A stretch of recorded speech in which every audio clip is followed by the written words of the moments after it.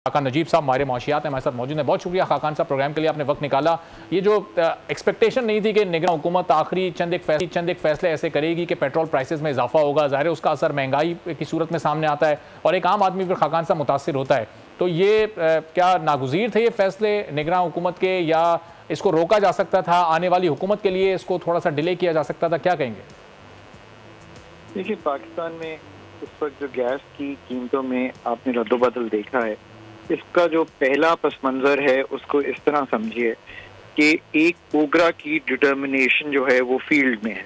इसका मतलब ये है कि एवरी 6 मंथ ओगरा पाकिस्तान की जो गैस की कीमतें हैं उसका तयन करती है।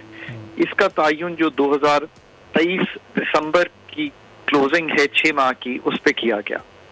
पाकिस्तान को IMF और नो IMF जो लॉ ऑफ द लैंड है वो यूं है कि आपको 40 दिन में जो डिटर्मिनेशन रेगुलेटर ने आपको दी है उसका इजरा पाकिस्तान में करना है और वो नोटिफाई गवर्नमेंट ऑफ पाकिस्तान ने करना है।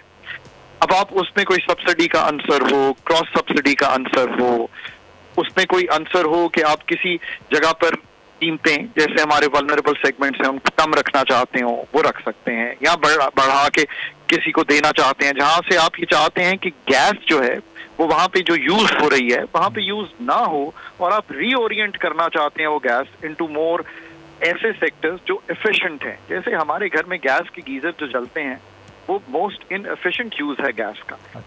इस पे देखते हुए आपने IMF के साथ एक स्ट्रक्चरल बेंचमार्क तय किया। इसका क्या मतलब है?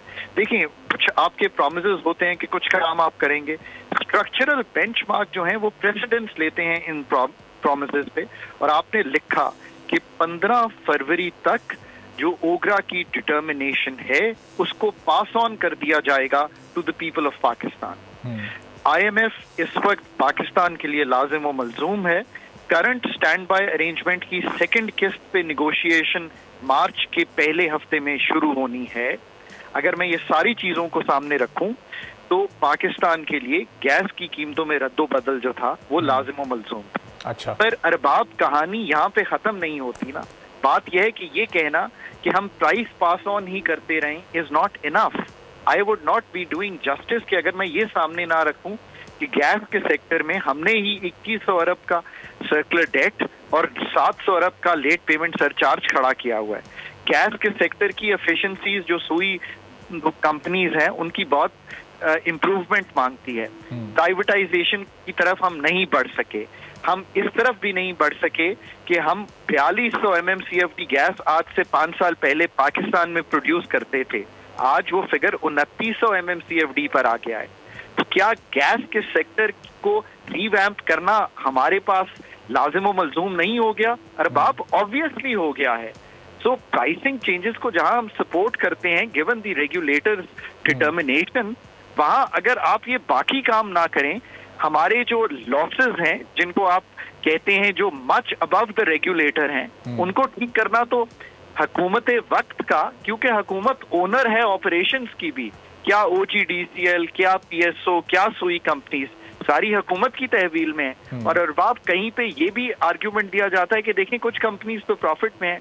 इसका जो काउंटर आर्ग्यूमेंट है वो ये है कि जहां 1 अरब का प्रॉफिट हो रहा है तो शायद जो प्रॉफिट का असल वहां पे रकम है वो इससे बहुत बढ़ के है। और जो हमारी एनर्जी कंपनीज को आप देखेंगे, 7 out of top 10 loss making companies in 2022 are out of the energy sector discom. तो इसका मतलब खाकान साहब, जो हमारी माजी की 3 हुकूमतें रही हैं उन्होंने अपने अपने टेन्योर पूरे किए, लेकिन जो इकदामात उनको उठाने चाहिए थे वो उन्होंने नहीं उठाए। अब वो उनकी आप इनकॉम्पिटेंस कह लें या उनकी प्रायोरिटी लिस्ट पर शायद वो ये चीज़ थी ही नहीं, जिसकी वजह से ये बुरानी कैफियत पैदा हुई और इसका असर अब इसका बोझ आम आदमी पर पड़ रहा है।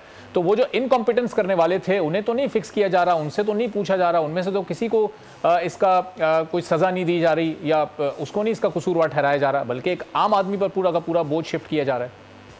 अरबाब, ये आपने कलीदी बात सामने रखी है। कई दिहाइयों से हम पाकिस्तान की जो फंडामेंटल काम है एनर्जी सेक्टर पे ही हम रहते हैं। डीरेगुलेशन, पाकिस्तान की जो इंडिजिनस रिसोर्सेज है उसका इस्तेमाल, पाकिस्तान की सुई कंपनीज डिस्कोज, जेनकोज, इनको सरकार की तहवील से निकालना, टैरिफ को जैसे weighted average cost of gas पे लाना गैस के सेक्टर में, टैरिफ स्ट्रक्चर पूरा ठीक करना पावर के सेक्टर में, सब्सिडीज को टारगेट करना। अब ये आपकी बात बिल्कुल दुरुस्त है। मैंने तो आपके सामने चंद एक चीजें रखी हैं जो हम नहीं कर सके। रेगुलेटर्स को एक बनाना, पाकिस्तान एनर्जी रेगुलेटर होना चाहिए, PER, ताकि ओगरा और जो हमारा नेप्रा है उसको कंबाइन किया जाए। अब मैंने इतनी चीजें आपके सामने रखी, कलीदी चीजें, कहीं मैंने कीमतों का जिक्र नहीं किया। ये बात आपकी दुरुस्त है कि पाकिस्तान आज जहां पे खड़ा है वो पाकिस्तान एक पैच वर्क या फायर फाइटिंग या डे टू डे को चलाने में, और एक ICU का डॉक्टर IMF जो कि आपको ऑब्वियसली प्राइसिंग चेंजेस करके, कुछ लिक्विडिटी इंप्रूव करके आपको एक फॉर द टाइम बीइंग एक तकवियत दे देता है, एक मैक्रो स्टेबिलिटी क्रिएट कर देता है, उसी में रह के पिछले कई दिहाइयां गुजार दी। 75 साल में आप देखें तो क्या 23वें प्रोग्राम में है IMF के। सो अब फ्यूचर पाकिस्तान का ये है कि एटलीस्ट ये जमातें जो अब पावर में आ रही हैं वो ये रियलाइज करें कि पाकिस्तान को फंडामेंटल सर्जरी की, पाकिस्तान के energy sector surgeons, finance sector surgeons, FPR के रेवेन्यू सेक्टर सर्जन्स, पाकिस्तान की इन्वेस्टमेंट स्पेशलिस्ट। सब्सक्राइब करें और बेल दबाएं ताकि कोई खबर रह न जाए।